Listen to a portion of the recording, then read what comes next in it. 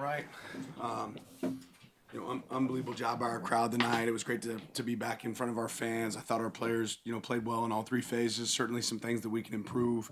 But coming off a short week to be able to come out and perform the way they did, whether it was just the efficiency of our offense and our quarterback, was our defense being able to limit their rushing opportunities. Still some things we can walk away with and get better at, certainly. But proud of the guys' performance tonight, and then want to just take the time as well to send our condolences to Coach Beam and his family.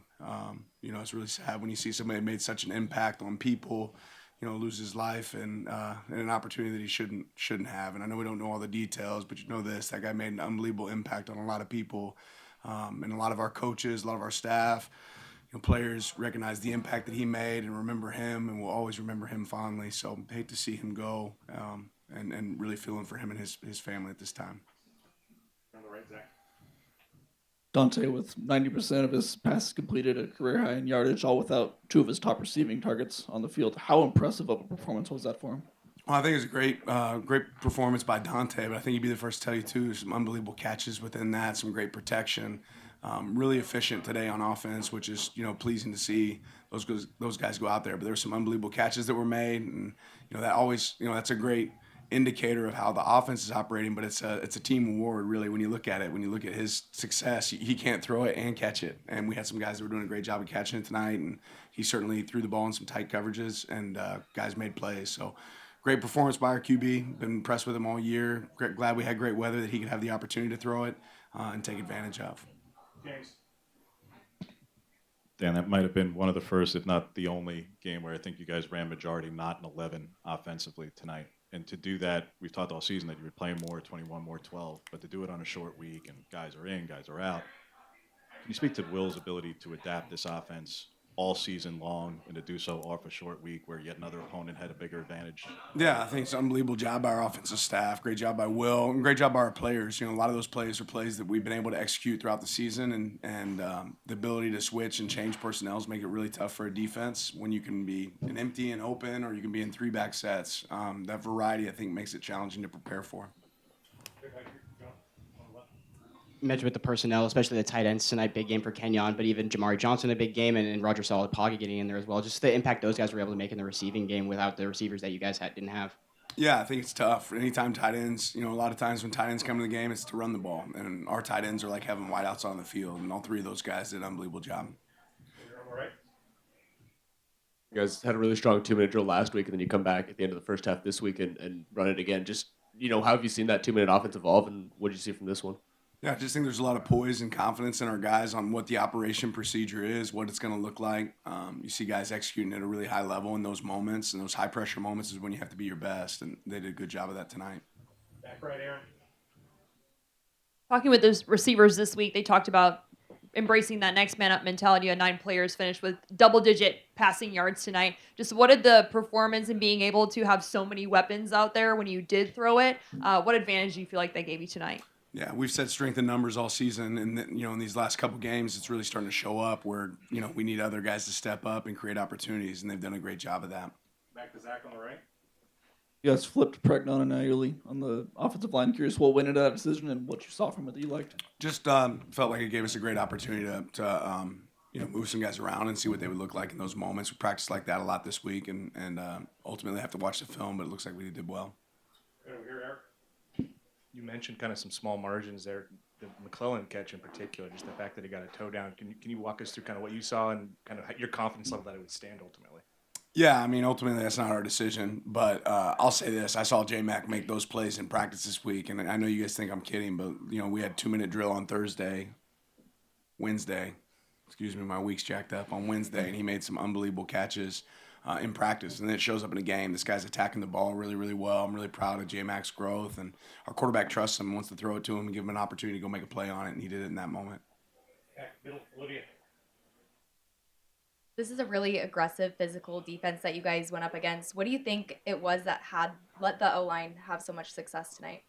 Yeah, guys, preparation. I saw us, changing protections based on the looks we were getting, changing the run looks based on the looks we were getting. I thought they handled that ultimately really well. There was a couple negative plays that they were able to create that we'll have to go attack and try to fix, but these guys have been really advantageous when it comes to rushing the passer, and to be able to throw as well as we did tonight, I think speaks volumes. Back left, Matt. whether it was Noah's running through 7 guys and Kenyon's hurdle as well, or not hurdle, but trucking, and what do you make of just your team's physicality and not embracing going through tackles? We're a physical football team. I don't think that's any secret. And again, it shows up in practice. It's a mindset that these players have. They want to fight for the extra yard. They want to try to stop the extra yard on defense. But that shows up, consistently for our team, and it certainly paid off tonight. James. Going back to the tight end stand, what, like, super big picture, was there like a philosophical shift, if at all, from you and Drew in terms of, you always want guys who can both block and receive, of course. Nobody may top what T. Ferg did in terms of receiving, but you always had really strong blockers. This is a group that can block, but might be stronger as receivers. Was there a thought 2 and 3 years ago to make this room loaded with more receivers? Yeah, I mean, you always want guys that check all the boxes, and we're lucky to have several guys on our roster that check the boxes. And when I think coach's job is to use the skill set of their players, and I think our coaches have done a really good job of finding what do guys do well and utilizing them, right? And whether that's handing the ball off to a tight end or whether that's throwing it to them or letting them block, that's something that you can showcase in our offense. Back right. Seemed like they really wanted to test Finney in the first half, which is pretty rare this season. I'm just curious what you saw and what you thought about it. Yeah, I mean, we played some one high coverage, some man, and in those moments, you know that you're going to come alive at corner. He's done a really good job of defending that, all year, but they certainly went that way a couple times, and it's really what their read's telling. I think they saw, there was a good opportunity for a good catch there by a wide out, but also some tight coverage. In the middle, Tyson. After Noah's run, is that an attaboy, or is it waiting till the replay, and what sort of discussion was there after that? I think it's a culture play, up until that moment where we didn't have good ball security at the finish. So we can coach that moment. I know Noah will be hard on himself, but we got to handle the ball better there. But obviously the run itself was unbelievable. The push from the offensive line, the fighting for the extra yard was awesome, but we can be better when it comes to ball security at the end. Right behind him. This was the first game in a while that you guys really got going, like when the game first started. What did you feel was different tonight than at the beginning of the past few games? Well, certainly a point of emphasis for us, coming off that we got to be better at beginning of games. We knew we wanted to take the ball. They have a history of deferring. We thought we were going to have a chance to be on offense first, and we wanted to start fast. And ultimately we did that. I think the only times we really hurt ourselves is when we, start off with negative play for us, offensively. But to be able to start quick was important for us tonight. Back right, Aaron. The passing game was just dominant tonight, but also just the run game super impressive. What about maybe the last 2 games kind of helped your run game improve and be able to kind of grow throughout the past 2 weeks leading up to today's game? Yeah, I think we can run it in a lot of different ways. We've got multiple schemes, and with that means you're going to have answers when people try to take away strengths of certain looks. And there were some looks that we felt advantageous tonight on certain run schemes, and I thought our coaches did a good job of calling that. Will did a good job of dialing up the right calls. Back middle, Chris.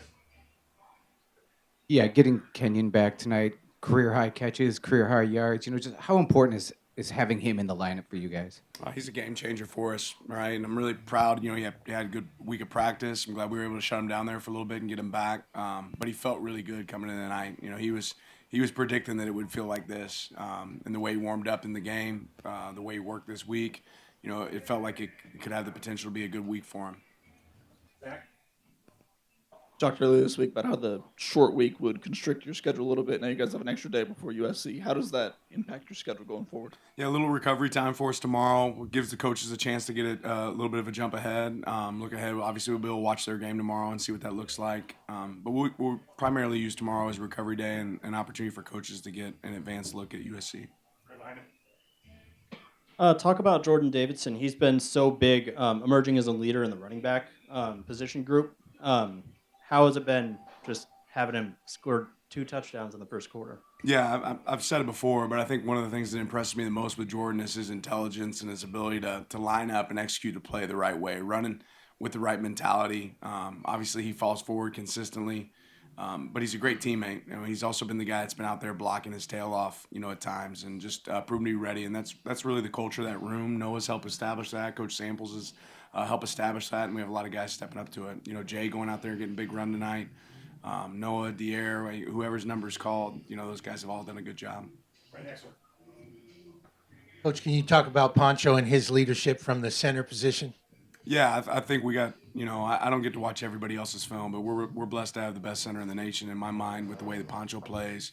His leadership is just as important as the way he plays. Just does an unbelievable job. He's certainly the lifeblood of that group up front. Great leader and great player.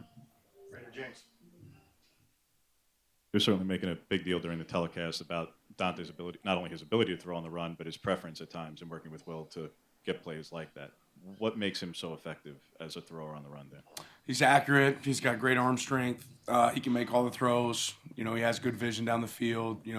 Some people when they scramble to run. Some people when they move, they have the ability to pass. He's a guy that can do both. He can beat you with his legs and his arms, and understands coverages. So complete in that area. Oh, we have for Coach. Thanks. Thank you guys. Have a good night.